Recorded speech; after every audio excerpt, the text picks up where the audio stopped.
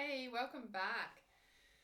So we're going to do in this training video, carrying somebody else's energy, right? How do you know if you're carrying somebody else's energy?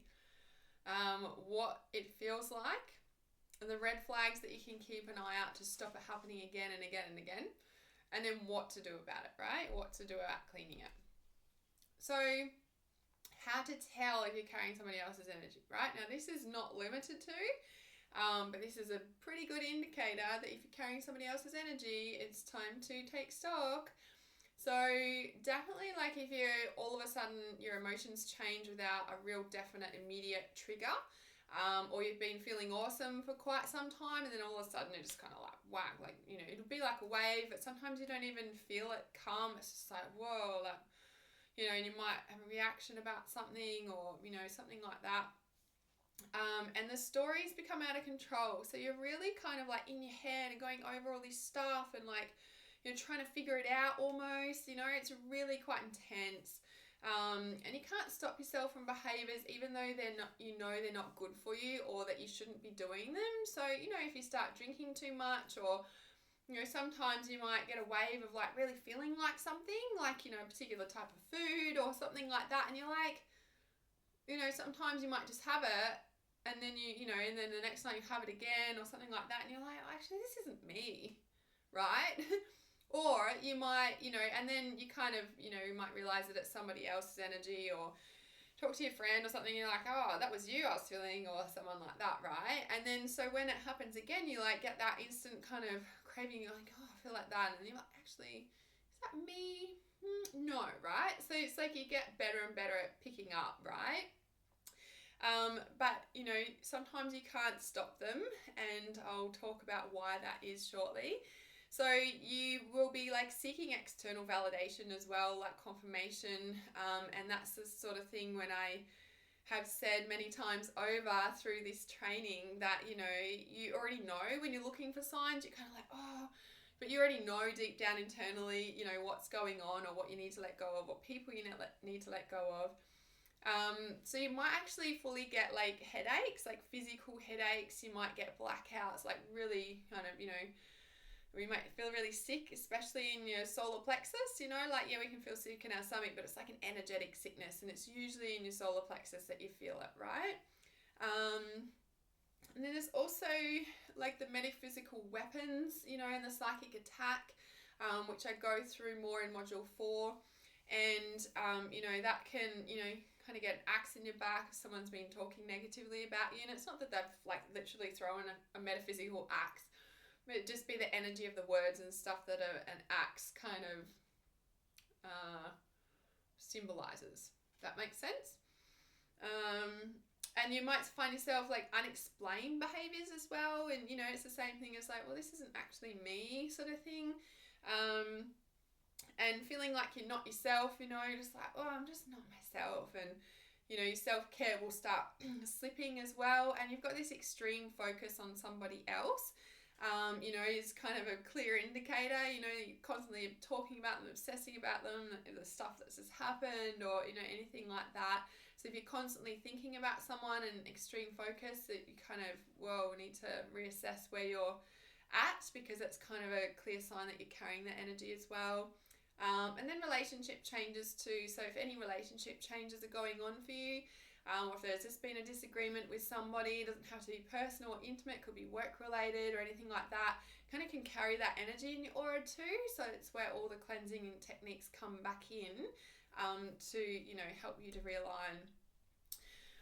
So in module 4, again, this is why I'm doing this clearing, cleansing energy blueprint now, because we're leading into module 4 where, you know, the details of how to do all this stuff is really clear in each of the training videos in there. So the etheric cords, now etheric cords are like, you know, the picture is a prime example, and obviously I go into more detail about it in that module 4. But they're like, you know, they're energetic cords between you and another person. So it's like, when I was talking about in the mediumship, it's like, you know, when a soul dies, it's like there's that relationship never ends. There's some sort of energetic connection between you both, right? And when, you know, you are with somebody, and I guess I'm talking intimate relationship here, you know, you have this cord between this person. So, you know, you pick up their thoughts, you pick up their mannerisms, you pick up all of that stuff, you know, because there's a transfer going on between you guys. Now, you know, when it kind of gets unhealthy is when, if one person's like sucking energy or light from a person, or if you're copying all their unresolved emotions, and that's when you get like foggy and you're just like a mess and you're like, oh, I don't feel myself, or you're drinking more or something like that, and it's not actually you because you're just like filtering, bringing all this energy in, right? And then, you know, and then they could be taking something from you, or you could be pouring your energy onto them too, you know? So it works both ways. It's not like they did this. No. Right?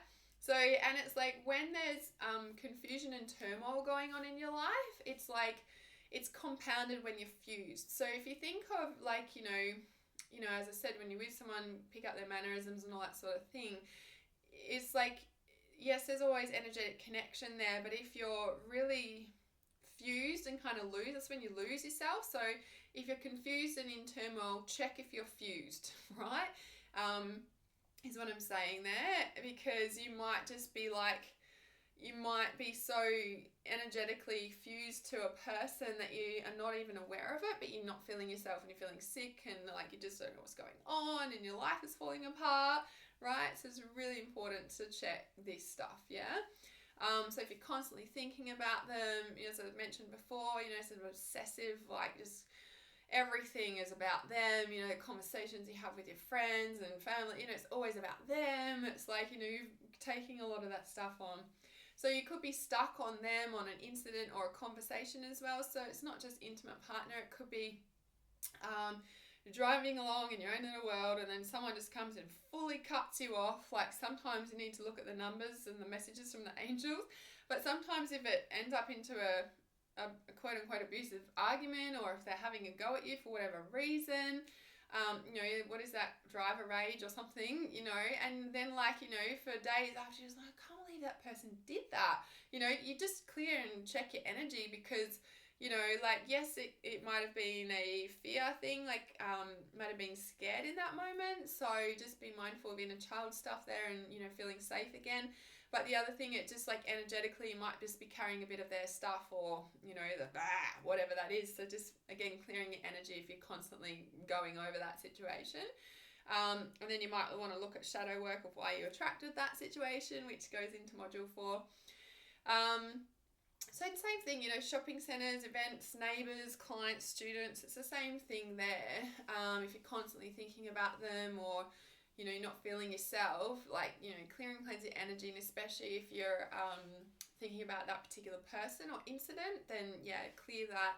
And then, you know, cutting etheric cords, just be mindful and really watch the etheric cords training video in module 4 before you go cutting cords, because there's a lot of stuff that you need to learn or just be aware of before you go doing it, is what I'm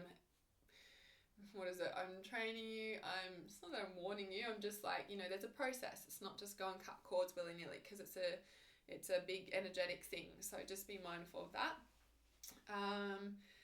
So it doesn't need to be in a physical vicinity, yeah, so it could be through social media, it could be phone, anything like that. Doesn't have to be physical connection that you've had with someone to be fused or to be carrying their energy, so be mindful of that.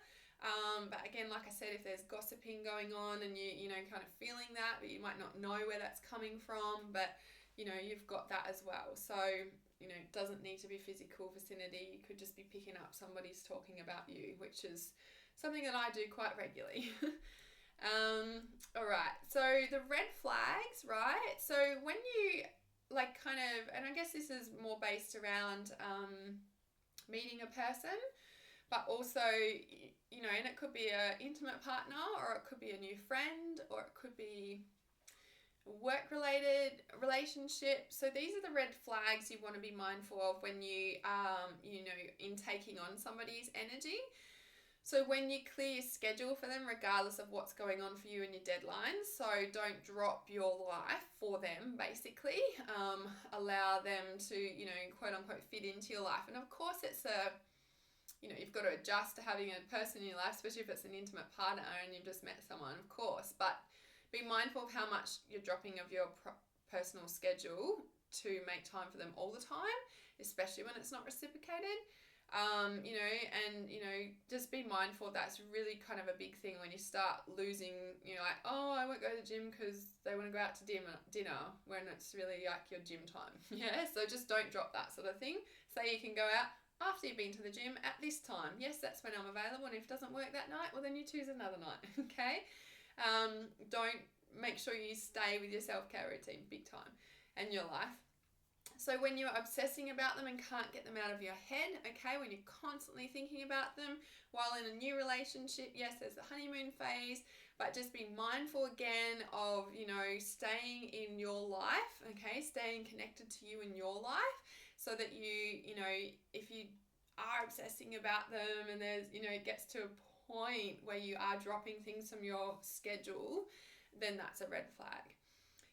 So you want to be checking for cords, obviously, and being too caring about them and their well-being. So it's like being over caring and and that's kind of drops in with the obsessive nature of, that's kind of like, I didn't put it there, but maybe like instead of plugging into your source, so like you're meditating, your gym, your exercise, your self-care routine, basically, which fills you up, you're plugging into them instead, and that's when it starts getting unhealthy. That's when it starts getting I don't like using the word unhealthy and toxic and stuff like that, but that's when you can lose yourself, is the words I'm looking for, in relationship, and that's what we don't want to happen, right? So being too caring about their well-being, like constantly, like,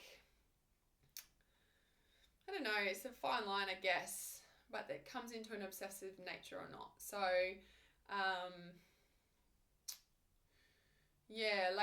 constantly trying to fix them or help them when you just need to concentrate on your life and they'll be there, sort of thing. And if they're not there, then that's, not the right one.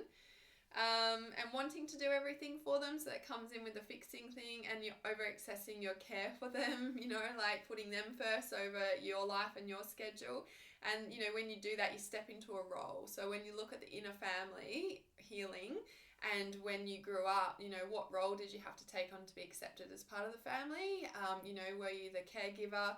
Were you the achiever? Like checking into that and seeing how you're doing that in your relationships right now. So those, that inner family healing is really important here. Okay, so the red flags, and it's time to take responsibility. So just like, as we've spoken about in the clearing, cleansing energy, it's our responsibility to see everything is healed, see everything is whole, and that whole unity consciousness. It's also our responsibility when we're taking on somebody's energy, because it's not like, you made me feel this way, and like I took on your energy, and like I shouldn't be taking on your energy. Like, it's like, no, right? You've quote unquote done this. Now it's your responsibility, because they might not even know anything about this stuff. It's nothing to do with them, right? This is about you, right? And it's like responsibility for everything in your life, everything that shows up.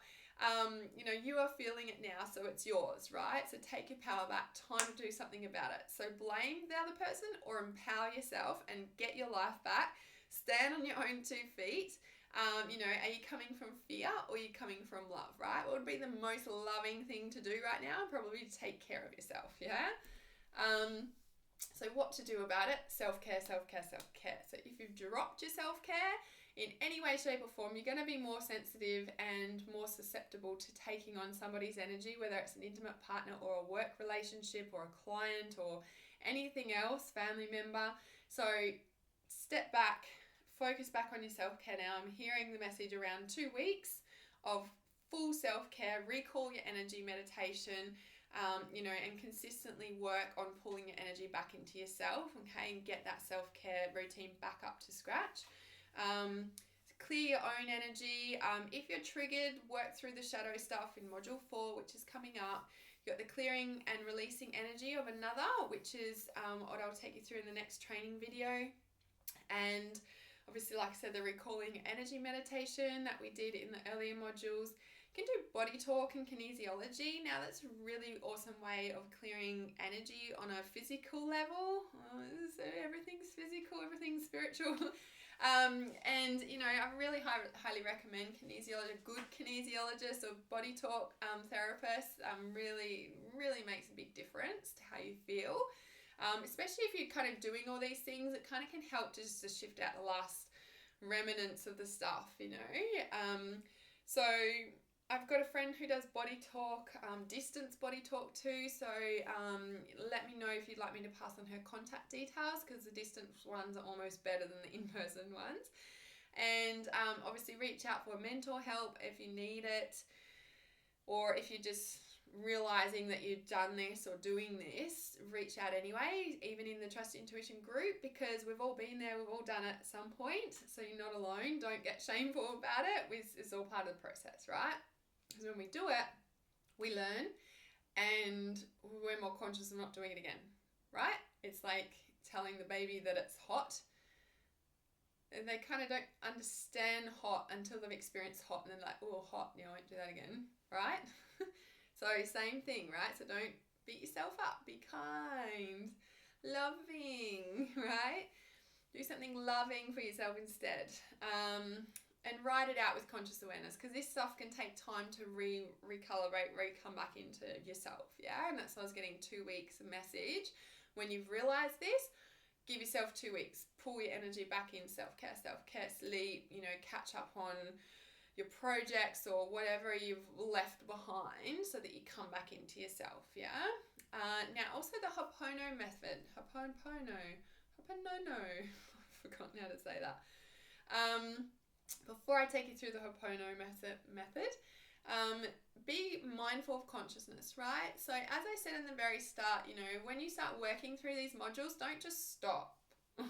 Have a schedule and continue moving through them, because if you stop here, you're still consciously, you know, or not consciously, but energetically, you're still moving through to the next module, which is all the shadow work, the cutting cords, going deep into the darkness and owning it, so that we can become more of ourselves. So you want to be doing that stuff consciously, rather than kind of tripping up and having to go through all these life experiences unconsciously and just going, what is going on, right? So be mindful of consciousness. You've just learned about carrying somebody else's energy. All the tools are in module 4, so like get on with it, okay? Like don't kind of give this a month or two to integrate. You want to start module 4 straight away, pretty much. So make a plan to do that, because it will be exactly what you need. I guarantee it, okay? So this Ho'oponopono method, I don't know how to say it. Ho'oponopono. I guess I've never really said it out loud, teaching it much. But basically, this is a simple of reading what's here, and this is from this website, so you can pause that and go and check it out. Write it down or type it into your browser and go and have a look. So this is a simple and powerful approach to healing engenders prayer, repentance and forgiveness in oneself and others. It is based on the ancient Hawaiian wisdom Ho'oponopono. I'm sorry, please forgive me, I love you, and thank you. By taking 100% responsibility for the creation of our reality, and with sincere regret of what was created in ignorance, I'm sorry. With petition to the divine to uncreate it, please forgive me. Out of the acceptance of forgiveness arises love, I love you. For the divine, for self, for others, and gratitude, thank you. For the healing received, love and gratitude restore the alignment with our true nature. Oh, I just got goosebumps saying that. It's a really powerful, covered in goosebumps, really powerful healing mantra, healing prayer. Now, if you Google that, there's some really amazing studies done where a man, or I don't know if he was a counsellor or something like that, was assigned to work with people in a prison, and he didn't actually ever visit the prison, but he had the profiles of, you know, and the information of each of the inmates, and he was doing this prayer over and over and over again, and the transformations that happened, you know, were amazing. And that's why shadow work and doing all this is really powerful, right? So you might have heard of that. So go and Google that, because it is really powerful. It is amazing that that's possible, because look what we're doing here. Well, actually, yeah, this stuff really works. Okay. So taking responsibility, 100% of it for the whole creation of reality, what we're seeing in our reality, every single part of it, even those people in the prison cells, they're part of our reality too. So let's go and integrate them with the shadow work. Yeah. All right, so I want you to download your Carrying Somebody Else's PDF and work through those questions, and I will see you in the next training video.